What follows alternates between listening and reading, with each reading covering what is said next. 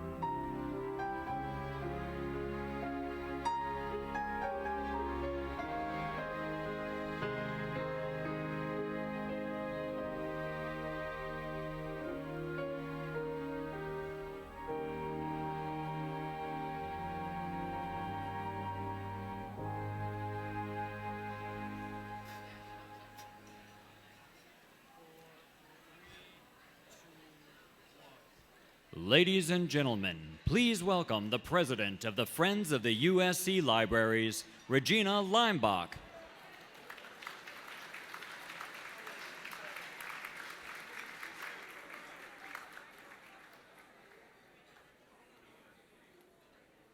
Thank you. Good evening, ladies and gentlemen. I want to thank you for joining us this evening in this beautiful, beautiful Doheny Memorial Library. I also want to welcome those especially who are watching the telecast on the Scripter Award website. Look how we've come along. It is my great pleasure to begin this evening by introducing our Scripter event co-chairs, Bridget Gless and Catherine Goldsmith.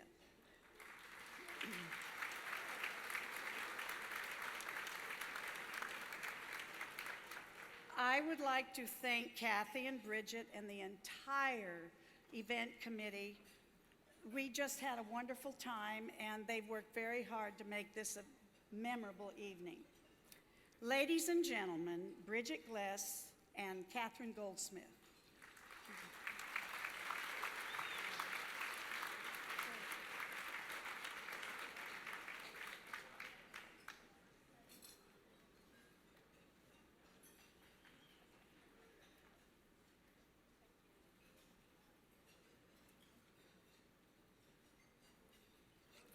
Thank you, Regina. You are so kind. Truman Capote once said, "To be a good writer and stay on top is one of the most difficult balancing acts ever. Talent isn't enough. You have to have tremendous staying power." The author and screenwriter that we celebrate tonight shared Truman Capote's power to endure. I need to thank our exceptional event committee for their staying power throughout the year. Their contributions have already made tonight such a success. And I also want to thank the many sponsors who've supported tonight's event. We've listed their names on your programs, on the table cards, and in the poster displayed in the entryway.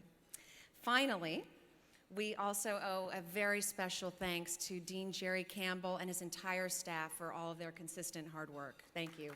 Thank you so much. Now, it is my pleasure to turn the program over to my fabulous co-chair, whom I adore, Kathy Goldsmith. Thank you, Bridget. She's the adorable one. It's a great pleasure for me tonight to introduce our Master of Ceremonies, who is a true friend of all authors. As an actor, producer, and director, he has learned through personal experience how talented writers can bring creative ideas to life. Henry Winkler became a pop culture icon when he created the best-known character on television, the ultra-cool Fonzie on Happy Days. Yay, Henry. He continues to delight us on television, currently starring with Stockard Channing on the hit CBS ensemble comedy Out of Practice. Henry is also no stranger to the big screen. Adding to his credits, he recently completed work on 2 films set for release in 2006. Click, a comedy starring Adam Sandler and Kate Beckinsale, and I Could Never Be Your Woman, a romantic comedy with Michelle Pfeiffer and Paul Rudd. Henry's credits as a producer include the Happy Days 30-year reunion special for ABC and for CBS with his partner Michael Levitt, the Dallas and Knots Landing reunion specials. And this introduction would not be complete without mentioning that he and his writing partner, Lynn Oliver, co-author the Hank Zipser children's book series. Their 10th book, My Dog's a Scaredy Cat, is scheduled for release in August. Would we expect anything less than all of this from a man who majored in drama and minored in child psychology at Emerson College, and then earned an MFA from the renowned Yale School of Drama? We are thrilled to have such a talented and versatile entertainer with us tonight. Ladies and gentlemen, please welcome back our Scripter Master of Ceremonies, Henry Winkler. Woo!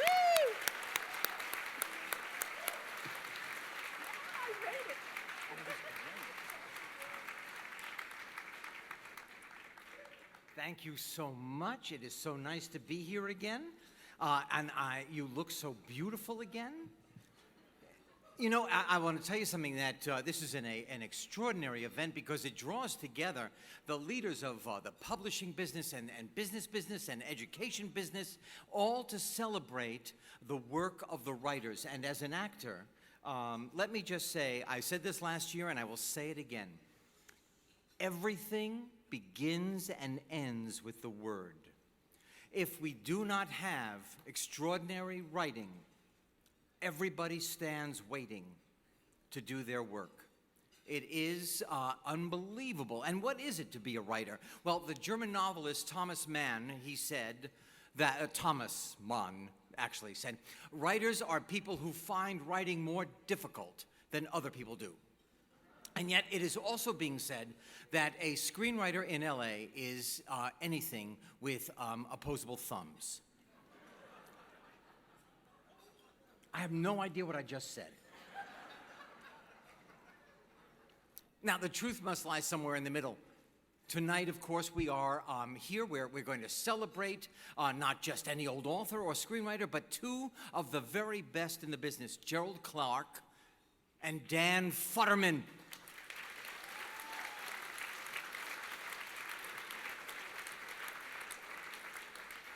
Gerald Clarke is lovely, but I love saying Dan Futterman. Mr. Futterman, you don't know this, but actually he was at one time a furrier. And he said, I'm going to chuck the chinchilla, and I'm going to write, and now all of a sudden he's up for an award, and he's going to win it tonight. This is an amazing thing, and their collaboration tonight celebrates the remarkable life and the work of a third writer, Truman Capote, very short, who once admitted that he believed more in the scissors than the pencil.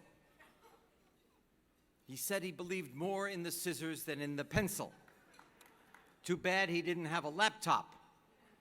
As a writer, an actor, and a director, and a producer, I am delighted to be part of this evening that honors the screenwriter for the best book-to-film adaptation. Now, I just must tell you at this moment that we had a big to-do in Santa Monica. Our librarian in our local branch in Santa Monica, Beatrice, 80 years old, never married. She also doubles as the organist in her particular church. And on Sundays, after the service, she invites the pastor for lunch. And he came to her house, and there on her little pump organ where she practices was a cut crystal bowl that was filled with water, and floating in the water was, to the pastor's amazement, a condom. And they had lunch, and the pastor, he could not stifle his curiosity anymore. He said, Beatrice, could you please tell me about that bowl sitting on your organ? And she said, oh, isn't this lovely? I was walking in the park, and I found this little package. And it said, put it on the organ, keep it wet, and it will prevent the spread of disease. I haven't had the flu all year.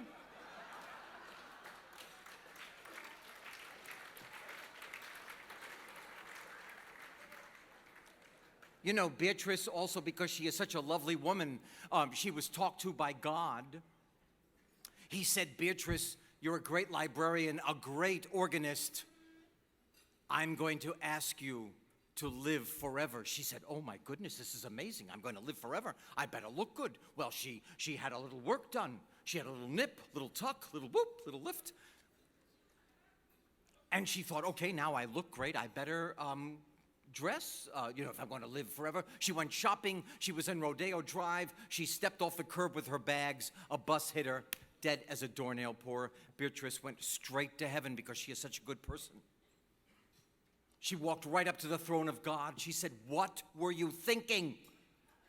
It's Beatrice, you said I was going to live forever. He said, I'm so sorry. Beatrice, I didn't recognize you.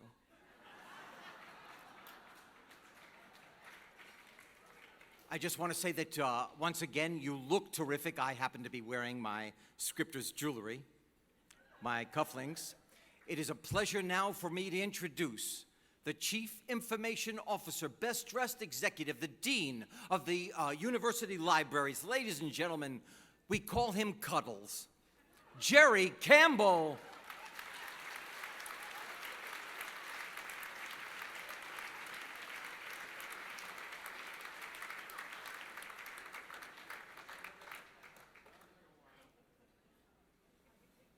Henry. Okay, now, a couple of you this evening coming in kind of looked at me and said, whoa, you know, you're not looking so good, and we're sort of surprised that you're still around, and reminded me of a country song. I'm fighting back with this one. It's a song sung by Toby Keith, and it says, I'm not as good as I once was, but I'm as good once as I ever was. Okay.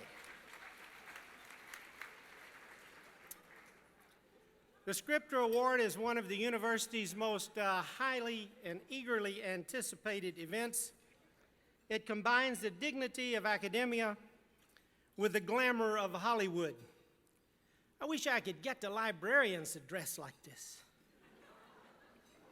We're delighted that you've joined us in this historic library to celebrate gifted writers and the impact of the written word. We have several members of the USC Board of Trustees with us this evening, and I would like to ask that they stand as I call their names and remain standing so that we can recognize them as a group. Ann Hill and her daughter Emily, Kathleen Levy McCarthy, Wade, a group, Harlene Norris, Virginia Ramo and her husband Cy, Glenn Sonnenberg and his wife Andrea. Now, ladies and gentlemen, these are our trustees. Thank you.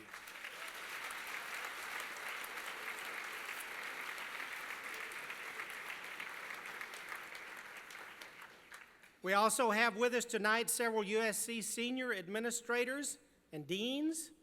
I ask that they also stand up as I call their names and remain standing so that we can recognize them as a group. And by the way, we really appreciate when our own colleagues come to support this event. It is wonderful to have them with us. Martha Harris, Senior Vice President for University Relations, and her husband Morgan Lyons. Robert Cudietta, Dean of the USC Thornton School of Music, and his wife Maribeth. Marilyn Flynn, Dean of the USC School of Social Work, and her husband Horace Sheldon. Karen Sims Gallagher, Dean of the USC School of Education, and her husband Pat. Madeline Puzo, Dean of the USC School of Theater, and her guest Charles Yanish. All right, our administrators.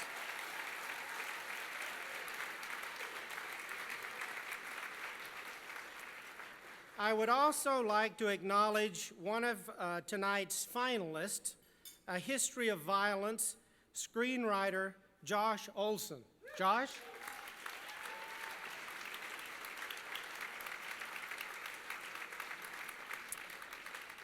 I would also like to thank tonight's presenters, Tom Schulman, Howard Rodman, and Bennett Miller, our presenters. Thank you. And it gives me special pleasure to congratulate this year's Scripter Award winners, author Gerald Clarke and screenwriter Dan Futterman. I'll never be able to say that name the same, for Capote.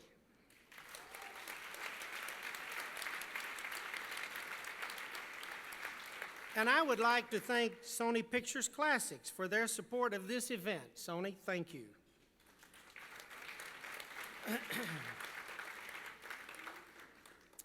Now, Truman Capote once said, "The greatest pleasure of writing is not what it's about, but what inner music the words make." This year, the USC Scripter Award honors two men who not only hear the music that words make, but who have skillfully transcribed it so that we can hear it as well. The result is Capote, a cinematic portrait of a brilliant writer at the height of his powers, gambling his soul to achieve worldwide fame. Capote has garnered numerous accolades, including a nomination for Best Adapted Screenplay by the Writers Guild of America, as well as a Golden Globe and a Screen Actor Guild Award for Best Actor. It is now an Oscar contender in 5 major categories: Best Picture, Best Director, Best Actor, Best Supporting Actress, and Best Adapted Screenplay. I would like to extend our thanks to each of you tonight by supporting the USC Information Services Division and our flagship research library.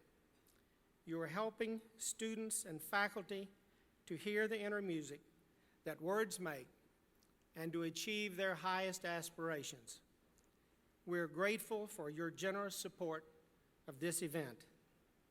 It is now my pleasure to welcome back our Master of Ceremonies, Henry Winkler.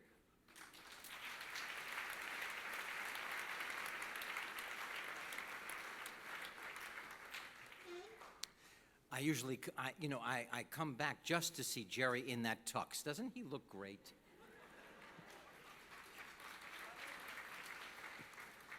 All right, now I am delighted to introduce a man who has shared his warmth and humor during 17 previous Scripter Awards.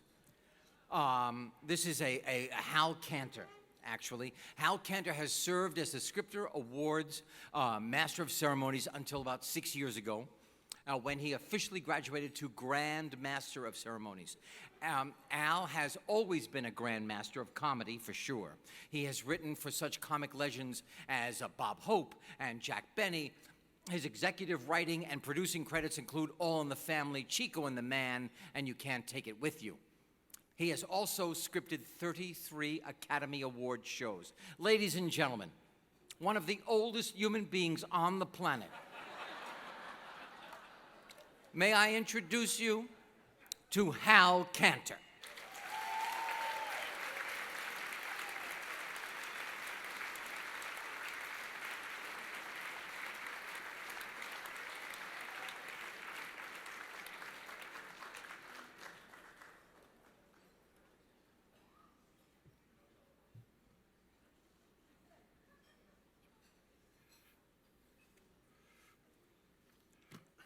Older than dirt.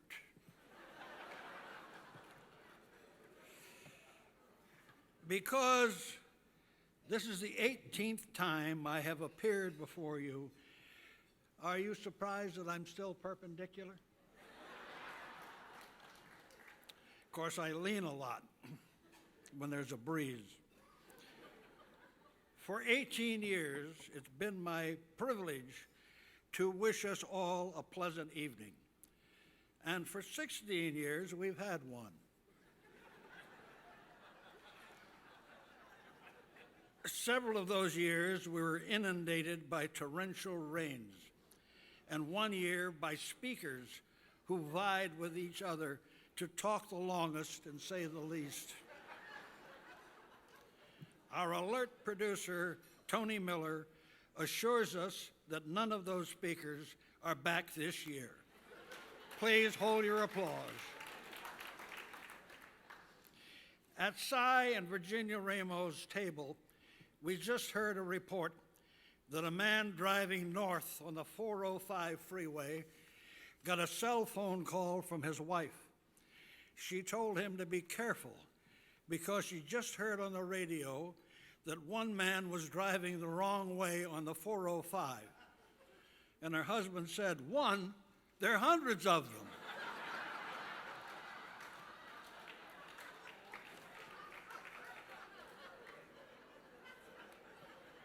There'll be film at 11. But for now, I'm going to rehearse my speech, and you're invited to rehearse your listening.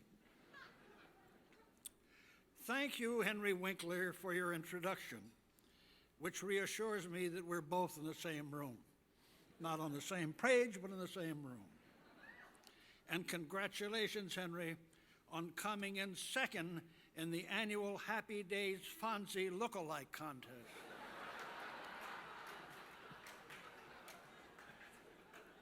First place this year went to Felicity Huffman.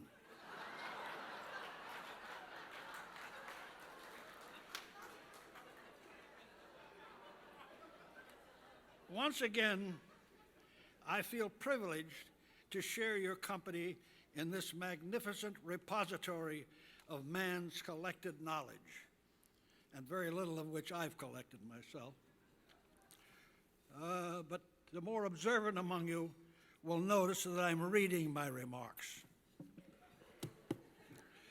I have chosen my words carefully so as not to offend any friends of the USC Libraries or their guests, even those from Texas.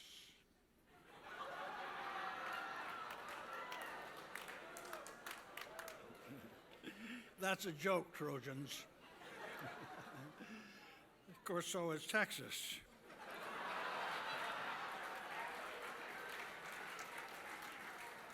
You know, you've got to be careful these days. A sense of humor can lead to disaster, as we've seen just recently. Just a few cartoons in the past few weeks resulted in the tragic loss throughout the Middle East of all Danish pastry. At least that's one thing Europe can't blame on George W. Bush, among others.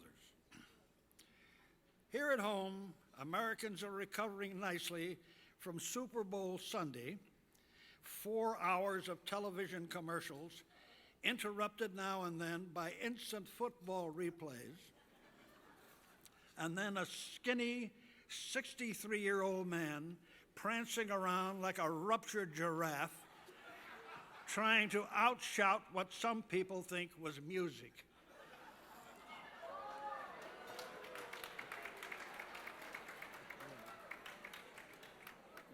Well, if that doesn't date me, I remember a story that does.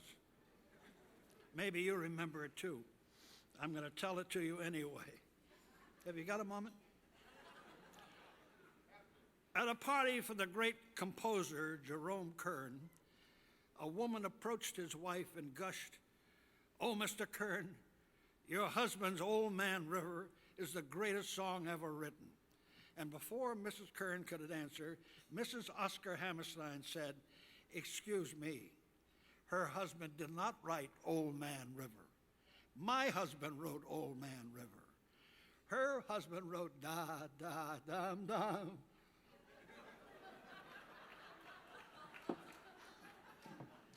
I thought that was hilarious. We're here to celebrate other lyrics. The lyrical writers of a biography by Gerald Clarke and a screenplay adapted from the book by Dan Futterman for the Sony Pictures classic Capote, which some of you may have discovered on your own before it received 5 Academy Award nominations and this year's coveted U.S. Scripter. We're going to meet and hear from those writers in about, an hour. Don't be alarmed. I'm not going to talk that long, but we'll be having dinner as soon as the kitchen staff finishes theirs. You don't mind having leftovers, do you, folks? When Capote's brilliant screenplay was nominated for this year's Scripter Awards, it faced some powerful competition. Do you remember that love story of the discriminating cowboys who drove a herd of sheep up a Wyoming mountain? I say discriminating because they were there with hundreds of beautiful sheep.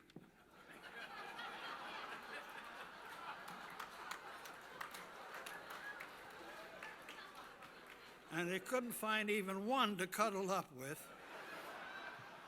so they turned to each other. It will be interesting to see which love story takes home the Oscar, the fussy, hot-blooded cowboys or the fussy, cold-blooded author. Incidentally, I congratulate our prize-winning authors on selecting that prize-winning cast to read their prize-winning lines. But frankly, I thought the greatest performance, male or female, in any movie this year was given by a penguin. And while you chew on that, let's have dinner.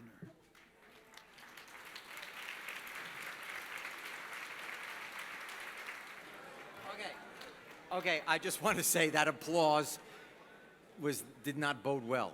You don't want to see me up here. Okay, but listen, you know what is so great about this night besides having a salad with absolutely no dressing? Oh, I wasn't the only one? Oh, that's so nice. Okay. I just want to say that one of the most important things about this evening is that we honor the artist. And the fact of the matter is that in our school system in America, the artist is probably the last person to get the acknowledgement. In that the arts cannot be an afterthought. That sometimes it is the arts that is the key that unlocks that child. Sometimes it is the arts that unlocks the gift that that child can give to the world. And we in this country are so forward-thinking that we cut the program. Okay. Before we honor our Scripter Award winners, we would like to acknowledge and thank the individuals on the selection committee who ensure the outstanding quality of the writers who are nominated and selected this year for the Scripter Award. Now, many selection committee members are here with us tonight. Hold your applause. And when it's time, could you give them a little more than you gave me? They include screenwriters, authors, scholars, and entertainment industry leaders. They galvanize the selection committee. What galvanizes the selection committee is the strong selection chair. And the Scripter Award certainly has that strong chair. This year, Tom Schulman, ladies and gentlemen. Would Tom please stand? Oh, that is fantastic. He's in the back in the dark, ladies and gentlemen, but he is our chair. Would the other selection committee members please stand when you and be recognized as well? Where are the others, the selection committee? They're in another room. There we are. Thank you. Thank you. Thank you.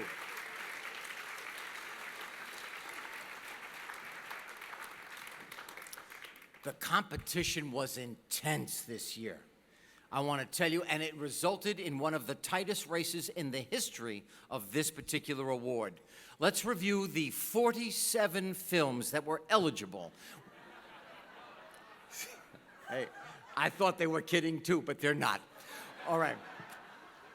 We took 47 films, we sliced and diced it down to 5 finalists. Roll the tape.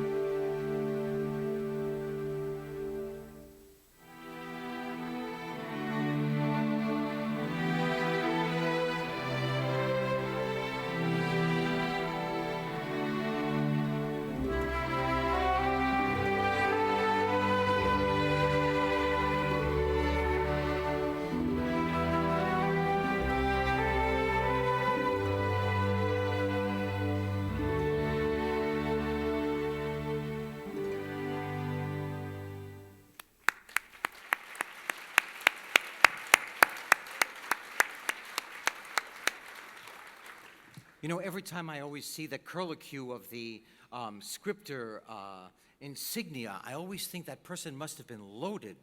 It's so complicated. So, when I see isn't it great when you watch this film? I'm so moved by the titles on the screen. It's so. As we move along, ladies and gentlemen, I would like to say, since we have already given a round of applause for this year's outstanding adaptations, I would like to say that Truman Capote prided himself on his remarkable memory. As a matter of fact, when he was researching In Cold Blood, he did not take notes while he was doing his interviews. Instead, he committed everything to memory and then would write it down with the help of his assistant, Harper Lee, the author of To Kill a Mockingbird. In the scene we're about to watch, Harper Lee and Capote visit the home of Alvin Dewey, who is the agent in charge of the murder case that Capote is writing about. Dewey's wife tests Capote's memory and his friendship with Harper Lee. Quiet. Oh, no, girdle up, no extra bulges. If you're dressed right when he gets home, the rest of the evening should be smooth sailing. Bon voyage, gals. I can't believe you got that whole page. I only read it once. I've tested myself. I have 94% recall. Cut that out. Cut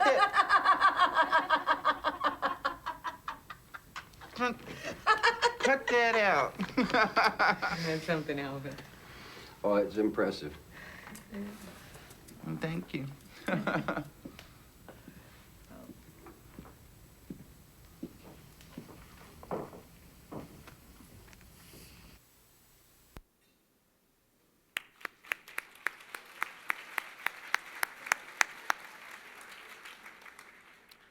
I would like to introduce a wonderful man, a wonderful educator, a wonderful writer, Howard Rodman. He is going to say a few words about the creative process that we celebrate here tonight. He is a screenwriter, a novelist, an educator, as I said, whose movie credits include Joe Gould's Secret and Takedown. His current projects include an adaptation of the nonfiction book Savage Grace to star Julianne Moore, and a one-hour television pilot for HBO titled 213, which is our area code right here at USC.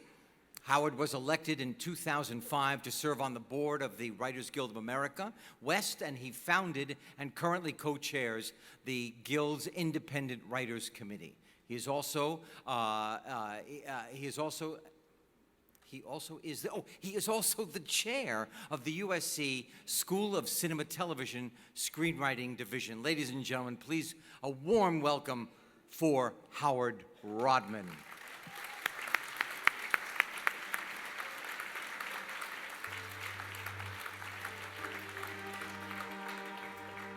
Thank you, Henry. What does it take to translate a sterling book to the silver screen? In the case of Capote, it began with Gerald Clarke's biography, a work about which the Wall Street Journal wrote. To read Capote is to have the sense that someone has put together all the important pieces of this consummate artist's life, has given everything its due emphasis, and comprehended its ultimate meaning. First-time screenwriter Dan Futterman then focused on Gerald's account of Capote's 6-year struggle to write In Cold Blood, creating a taut, understated screenplay with true wit in what it said and truer wit in what it left unsaid. Finally, director Bennett Miller, his crew, his excellent cast, brought Dan's screenplay to life. Now let's watch how the arts of fiction writing, screenwriting, and filmmaking come together and combine to create an unforgettable scene. Well, you're nothing if not hardworking. Hey, you look good. Healthy again. Yeah, I've decided on a title for my book. I think you'll like it. It's very masculine. It's In Cold Blood. Isn't that good? And that refers to the crime or the fact that you're still talking to the criminals? Oh, reformer, among other things. I see.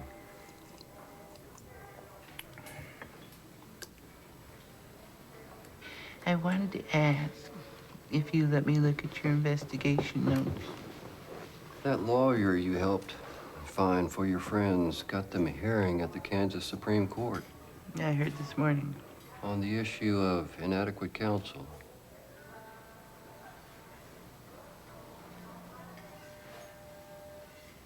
Alvin, I mean, do you not want me to look at your notes? You are permitted to say no.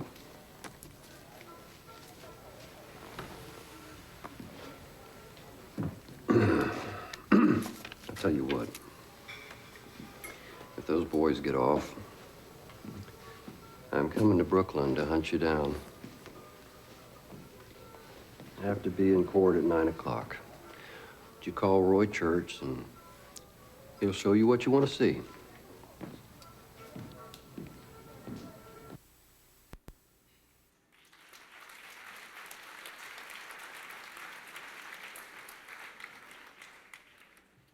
Thank you, Howard. Bob Balaban, who plays the role of William Shawn, who was the agent for Capote in the film, could not be with us tonight, but he has recorded a very dynamic videotape message to tonight's winners.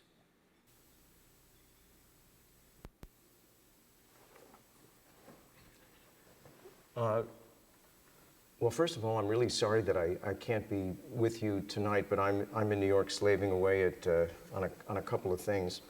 But you know, sometimes when something's right, you just know it from the beginning.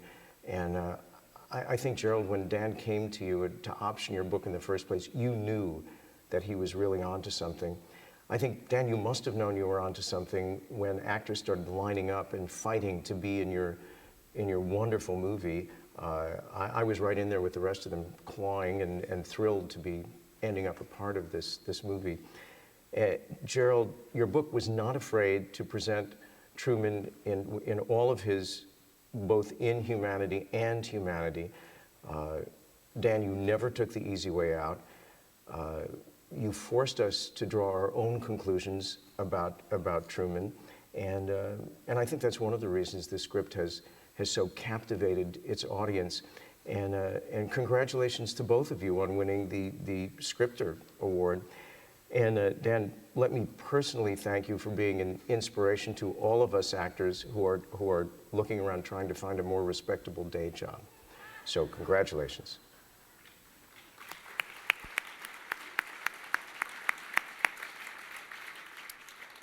Thank you, Bob. Your passion is overwhelming. And now it is my great pleasure to introduce the presenter of this evening's Author Award, Tom Schulman.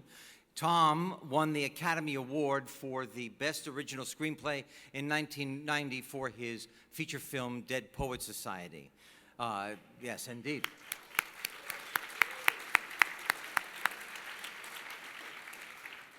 Mr. Schulman's other screenwriting credits include Honey, I Shrunk the Kids, What About Bob, and Medicine Man, and Welcome to Mooseport.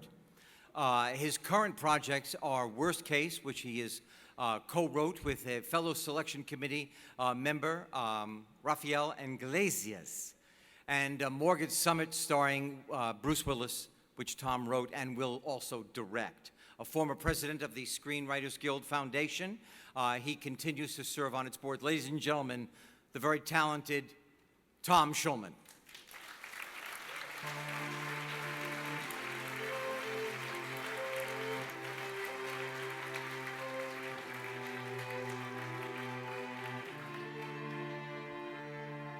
Thank you, and thank you, Henry. In the scene we're about to watch, William Shawn, the editor of The New Yorker, tells Truman Capote about the impact he thinks In Cold Blood will have on his life. Let's roll the clip. George didn't come backstage. He had a something that his wife had to rush him off to, but he made a point of coming. Well, I'm still waiting for a call. It was beautiful, and everybody came. Everybody came. Tennessee loved it. Of course he loved it. Should we do more? No, we just sit and wait, and people talk about it, and we let them do the work. I mean, this book is going to change everything. It's going to change how people see your writing. I think it's going to change how people write. Are you going to be finished by October? I think so. You know the schedule for next month. Dang.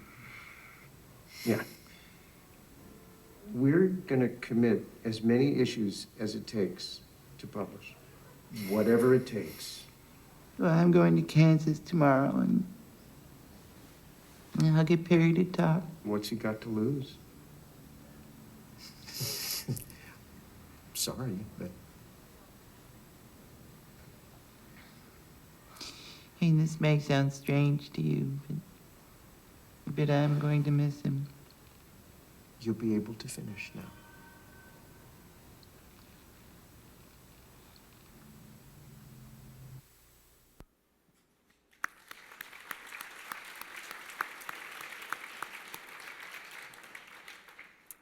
As tonight's recipient of the Authorial Scripter Award, Gerald Clarke extends a long tradition of literary excellence. Authors who have previously won this award include Jane Austen, Michael Chabon, Michael Cunningham, James Elroy, Stephen King, Michael Ondaatje, and F.X. Toole. I wasn't here for Jane Austen's speech, but I heard it was great. In his riveting biography, Gerald charts the personal triumphs and despair that marked the life of Truman Capote. He meticulously conveys Capote's career as both a gifted writer and society darling, and reveals how Capote's ambitions to make In Cold Blood a masterpiece imperiled his soul.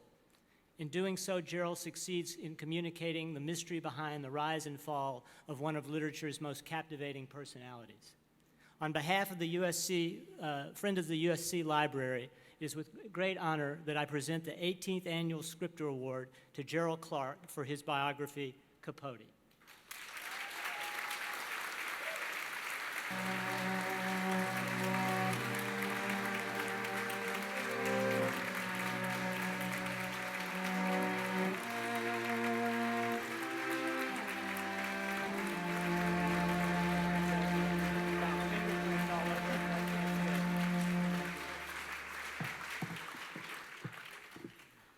I'm very honored to receive this award. I want to thank Dan Futterman and Bennett Miller, both of whom are here, for all the work they did. And I want to thank USC. My second biography was Judy Garland, and I spent many, many, many days in this very library working on Judy. I don't know if you know it, but this is one of the great repositories of movie history right here within these walls.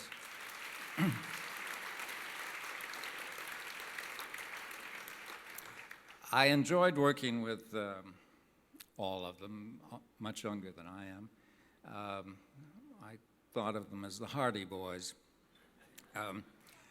But occasionally I felt a generation gap, and I felt it most strongly one night when I was having dinner after a screening with Bennett Miller, who's over here. And I was telling Bennett a story about how badly writers have been treated in Hollywood over the years, a subject of which I know quite a lot. And Bennett was not terribly interested, but I told him anyway. And there's the famous line of Harry Cohn, which I repeated to him. Harry Cohn, as you may remember, was the head of Columbia Pictures, and much hated, universally hated in Hollywood.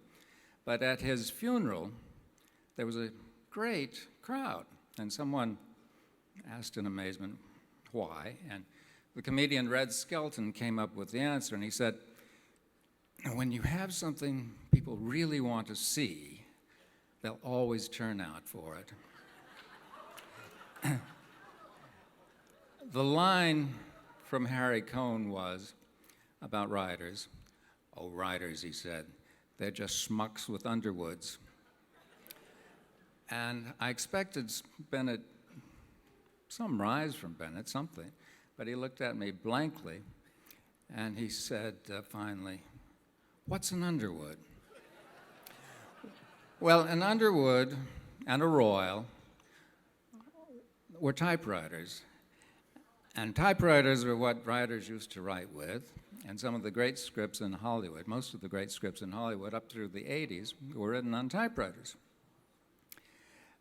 But there's something that unites the generations of writers. There's some mystical bond we all have. And Truman himself caught it in an essay toward the end of his life. He quoted Henry James, whose work has provided employment for many scriptwriters, and the quote is this: "We work in the dark, we do what we can, we give what we have. Our doubt is our passion, and our passion is our task. The rest is the madness of art." And I'll conclude with an even older quotation, which is, "In the beginning was the Word." Thank you.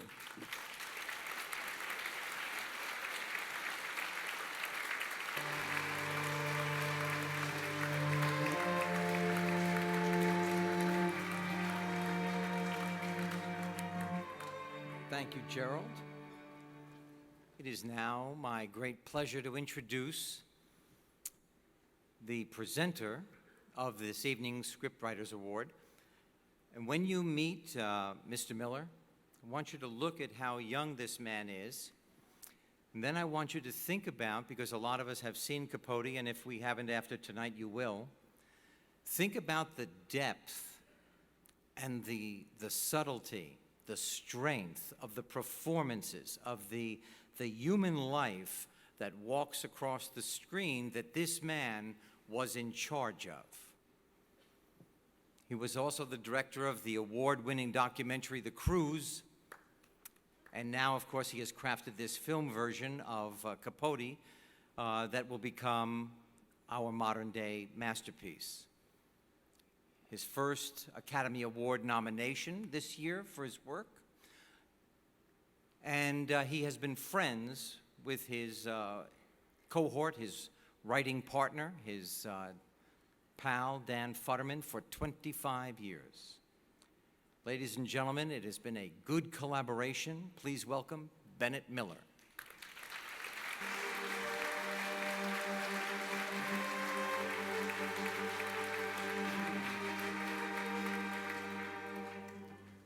Thank you, Henry. That's what it says. I want to say that I'm not Danny's writing partner, that Danny, this is Danny's script. So, in the scene we're about to watch, Truman Capote tries to interview inmate Perry Smith about the murders that landed him on death row. Let's watch it.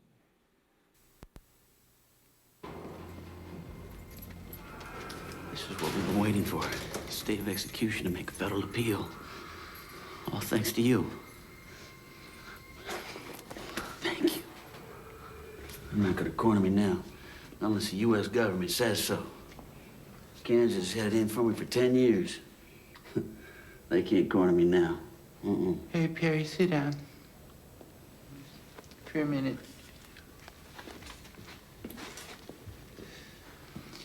I need you to talk to me. We got all the time in the world to talk. I've been thinking about Ricardo. You really need to stop sending him those trashy books. I won't even mention the pornography. I realized that Dick probably can't grasp the literature that you gave me. On the books you sent him they only exacerbate the problem. They only heighten or intensify it. Maybe we can get him started on a Perry, program. I know what exacerbate means. Okay, well, I'm just thinking. There's not a word or a sentence or a concept that you can illuminate for me. There is one singular reason I keep coming here. Truman. November 14th, 1959. 3 years ago. 3 years. And that's all I want to hear from you.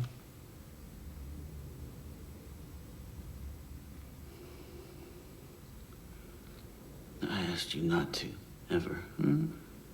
This is absurd. Do you know what absurd means? I'm ready. I have a plane to catch. I found your sister in Tacoma. Maybe she'll talk to me about something useful. Please don't go out there. This is my work, Perry. I'm working. And when you want to tell me what I need to hear, you let me know.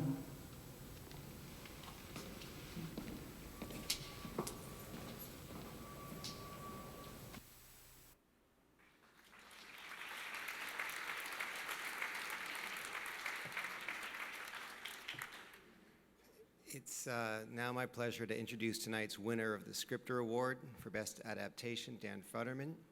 Dan joins an impressive group of script winners, including Fanny Flagg, Paul Haggis, Curtis Hanson, David Hare, Anthony Minghella, and Steve Zalian.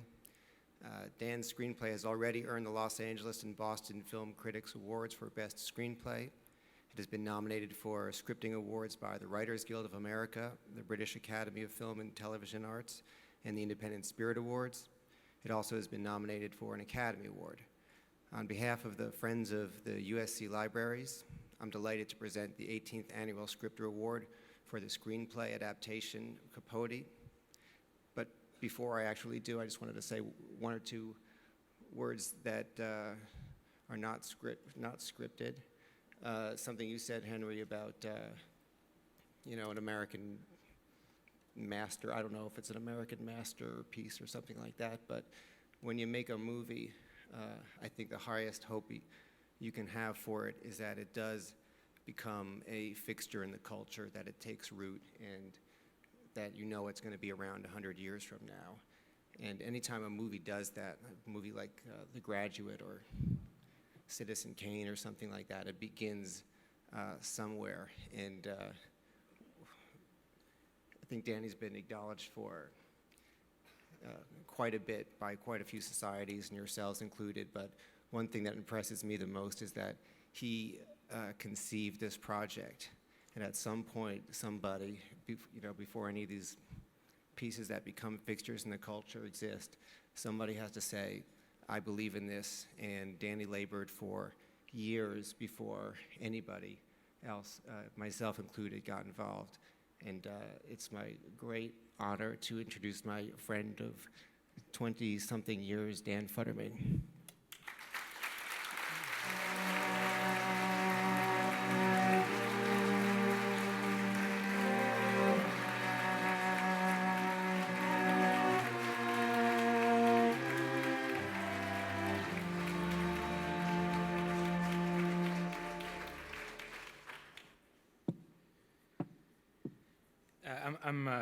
I'm really honored to be here and to be in the kind of company that this movie is tonight.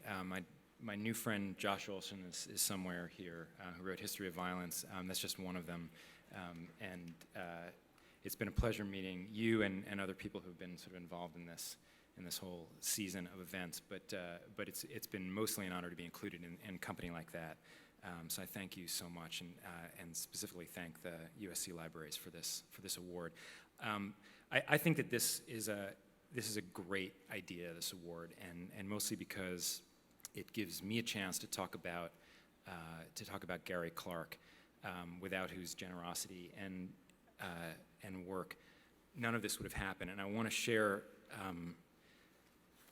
early email exchanges I had with Gary as I was pursuing him to let me work on this project. I had found out that there were letters that Perry Smith and Dick Hickok had written to Truman Capote from jail, and I wanted to read them. So I tracked down Gary's email, and this is what I wrote.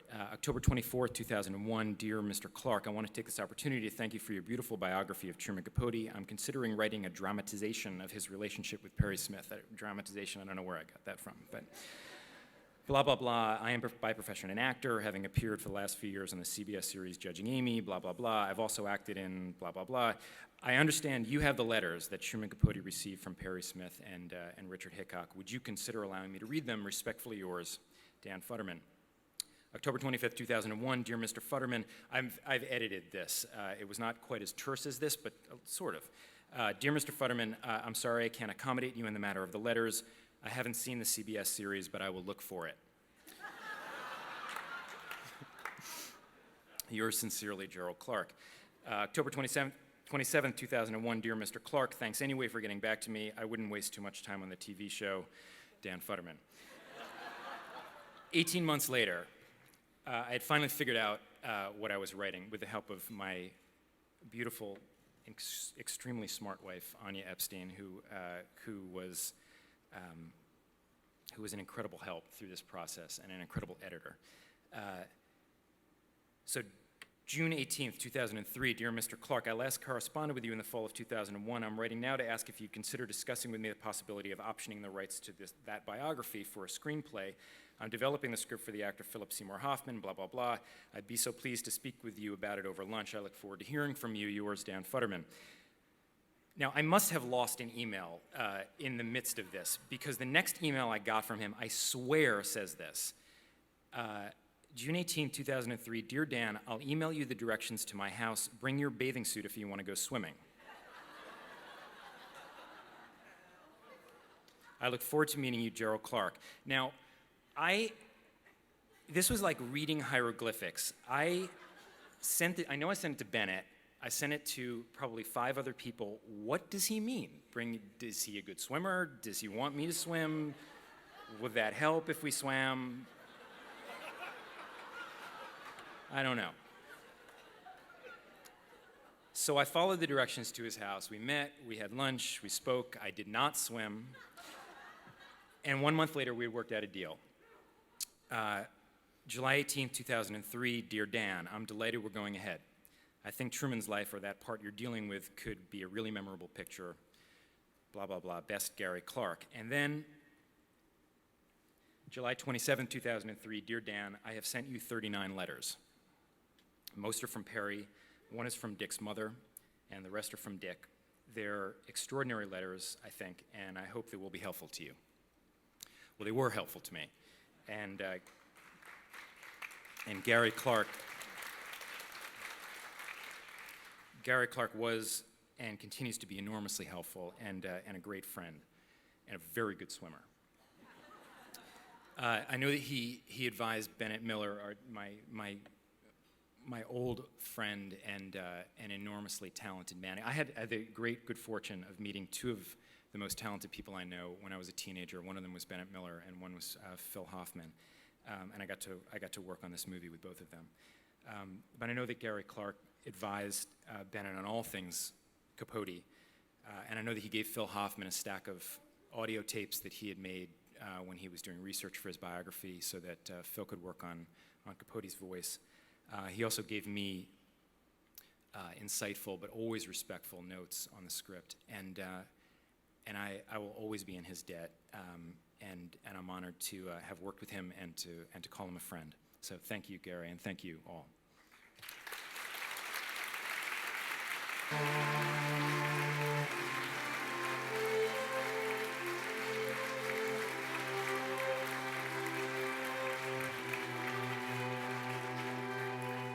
Just great. See? Actors can do anything. That was a wonderful speech. And congratulations to you on both of you. And okay, they weren't writing partners, they're Marjan buddies, but just for whatever you decide to do. And I just want to say that we really enjoyed judging Amy. In my house, she voted. It was great. Now, throughout the evening, you have enjoyed musical selections that were adapted from the Capote soundtrack. And I would like to just take a moment to thank Jason Goldman and the USC Thornton School of Music musicians.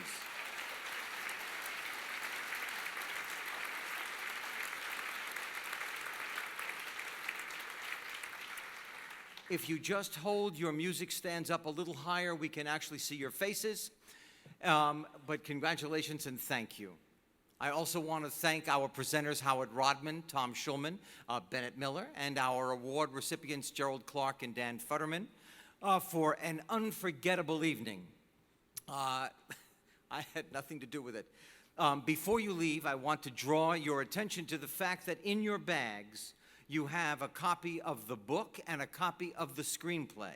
And our winners tonight have said that they would stay for a while. They're right here at table 6. At table 6, and they would stay here for a while to sign your copies of both the screenplay and the novel, and the book. And the night is still young, and the bar will be open in the tent outside. Drive safely, have a wonderful Sunday, and again, thank you so much for letting me join you tonight. Next year will be the 19th Scripter Awards. Good night.